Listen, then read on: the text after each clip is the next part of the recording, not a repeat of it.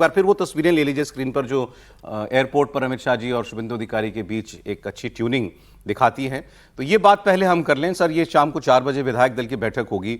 अब एक औपचारिकता सी लग रही है वैसे तो ये, लेकिन फिर भी राजनीति है, महत्वाकांक्षाएं जागती भी देर नहीं लगती है। समीर जी कोई खबर?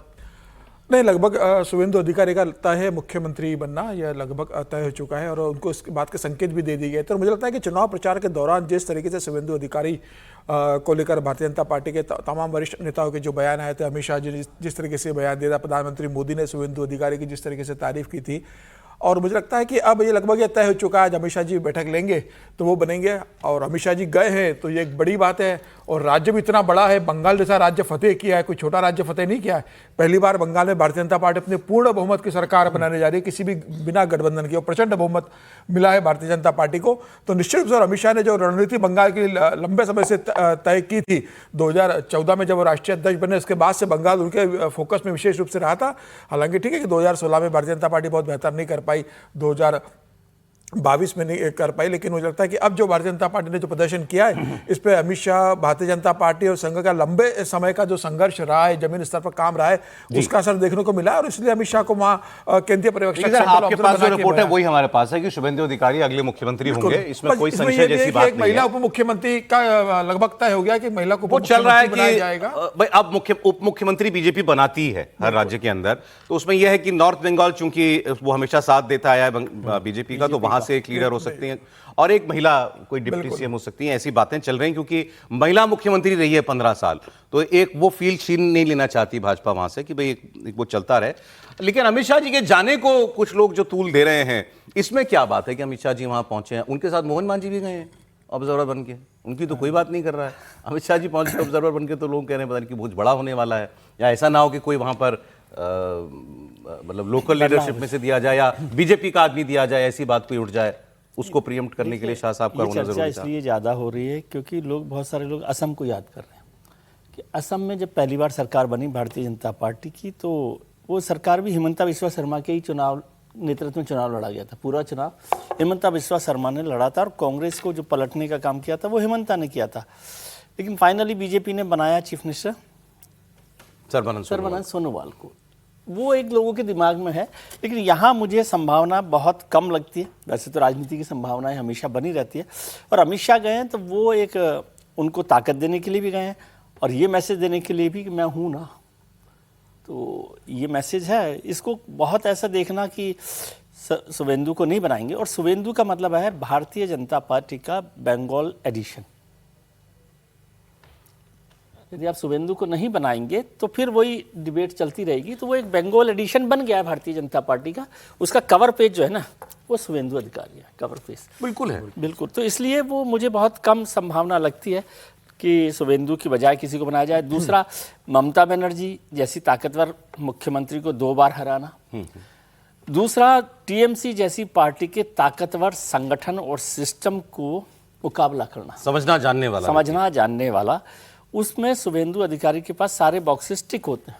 करेक्ट। तो वो मुझे संभावना लगती है। डिप्टी चीफ मिनिस्टर तो कोई बात नहीं, डिप्टी चीफ मिनिस्टर बनते हैं, अच्छी बात है। और कोई दूसरा नाम ऐसा क्या है, कुछ लोग वो भी बात है कि सामने कोई ऐसा नाम भी तो हो जिसको लेकर चर्चा होती हो, या जो बहुत महत्वाकांक्षी हो, जिनको अभी तो 4 दिन पहले मनाया था, क्या वो मुख्यमंत्री बनेंगे?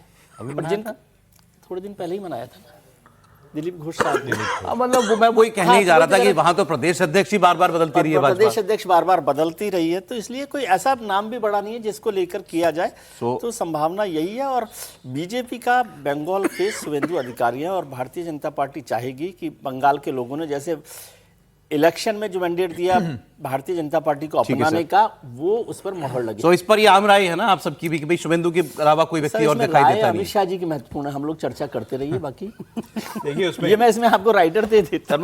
मैं रोज 4 लोगों की राय लेता ही हूँ ना, तो वो मेरा काम है लेना। और चलती आप ही की है फाइनली, अमित शाह की तरह। जो डिप्टी सीएम का बात हो सकती है, लेकिन सीएम के लिए तो अब बिल्कुल साफ है कि जो शुभेंदु अधिकारी हैं उनको बनाया जाएगा। एक बात जो पहले भी भाजपा में या बीजेपी में हुआ करती थी कि बाहर से आए व्यक्ति को लेकर संशय होता था, लेकिन अब वो टूट चुकी है बातें। वो असम में भी हमने देखा, असम बिहार सब जगह वो अब टूट चुकी हैं। तो ऐसा माना जा रहा है कि जैसे आपने भी बोला कि एक महिला को जो है वो उप मुख्यमंत्री और एक और नॉर्थ बंगाल से एक और जो है उप मुख्यमंत्री देने की बात है। अग्निमित्रा पॉल जो है उनका नाम चल रहा है और एक नीतीश प्रमाणिक का वो नॉर्थ बंगाल वाली बेल्ट से, तो वो हाँ उनका नाम वो जो केंद्रीय मंत्री रहे ना, हाँ कूच बिहार से वो हैं, तो वो उनका नाम चल रहा है। वो एससी कम्युनिटी से भी आते हैं और वहाँ राजवंशी कम्युनिटी से आते हैं, तो वो एक तरह से बीजेपी के। अब ये बात कर लें जो कल गवर्नर ने विधानसभा को भंग किया, क्योंकि ममता बनर्जी जो है वो एक कॉन्स्टिट्यूशनल क्राइसिस सा खड़ा करने की कोशिश कर रही थी और उन्होंने एक बार नहीं कई बार कहा कि मैं इस्तीफा नहीं दूंगी। हालांकि इस पर भी एक्सपर्ट्स की राय ये थी कि भाई ना दें, लेकिन उससे क्या बदल जाएगा, असेंबली तो जानी ही थी। देखिए 7 तारीख को वैसे ही खत्म हो रहा था कार्यकाल 7 मई को, तो वैसे ही जो है वो गवर्नर के पास ये पावर है कि जब कार्यकाल खत्म हो जाए तो वो डिसॉल्व कर दे। हाँ, तो ये पूरे पावर्स गवर्नर के पास रहती हैं। अगर जो है कैबिनेट की मतलब अनुशंसा ना भी हो, अगर कार्यकाल पूरा हो जाता है तो वो कर सकता है गवर्नर। तो उन्होंने उसी तरह से संवैधानिक जो परंपरा है उसको निभाया। कुछ और राय है? थोड़ा सा संशोधन मेरी समझ से जो आती है कि या तो राष्ट्रपति शासन हो, या आज तक कोई एग्जाम्पल नहीं दिखा जहां पर ऐसी स्थिति में केयर टेकर ना हो। क्योंकि जो संविधान कहता है वो संविधान कहता है कि there shall be a council of minister. यहाँ पर शैल लगाया गया है, यानी कि देयर मस्ट, यानी एसेंशियली भी ए council of minister in power. एक मिनट, दोनों हैं। सुन लीजिए, कार्यकाल पूरा हो जाए या फिर आप कह रहे हैं हर वक्त तो नहीं चाहिए, पूरी बात सुन लीजिए। हाँ, यही है सच्चाई। यदि आप कॉन्स्टिट्यूशन पढ़ेंगे तो इस पर यही आर्ग्यू किया जाता है कि वहां पर विल क्यों नहीं लगाया गया, शैल लगाया गया है। इसका मतलब है there has to be a council of minister to act on और जो गवर्नर है उसी के आधार पर उन्हीं के ये पर करेगा, सलाह पर काम करेगा। अब यहां पर स्थिति ऐसी बन गई है कि there is no council of minister.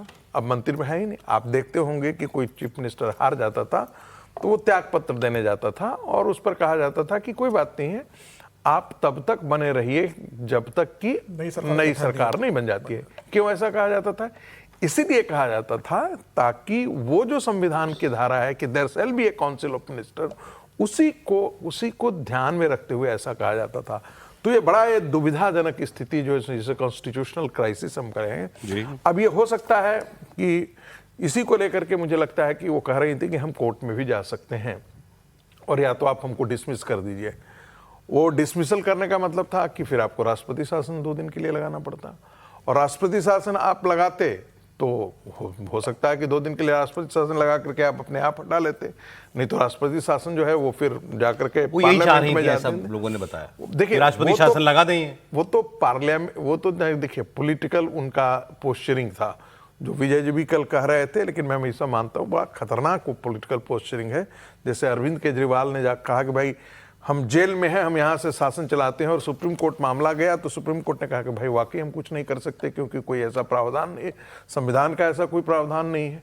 और यहाँ भी इस प्रकार को किसी ने सोचा भी नहीं होगा। जब अम्बेडकर कॉन्स्टिट्यूशन ड्राफ्ट कर रहे होंगे या कॉन्स्टिट्यूएंट असेंबली ड्राफ्ट कर रही होगी, तब किसी ने सोचा होगा क्या कि इस प्रकार की स्थिति भी आ गई, एक चीफ मिनिस्टर हारने के बावजूद कहेगा कि हम त्याग पत्र नहीं देते हैं, तुमको जो करना है कर लो। आप कह रहे हैं गवर्नर को मजबूरी में ये काम करना पड़ा, मजबूरी में ही ये काम करना पड़ रहा है। और मैं फिर मानता हूं कि यदि प्रोसेस और टेक्निकलिटी देखें तो थोड़ा सा कहीं पर ग्रे एरिया निकल करके। अच्छा, ये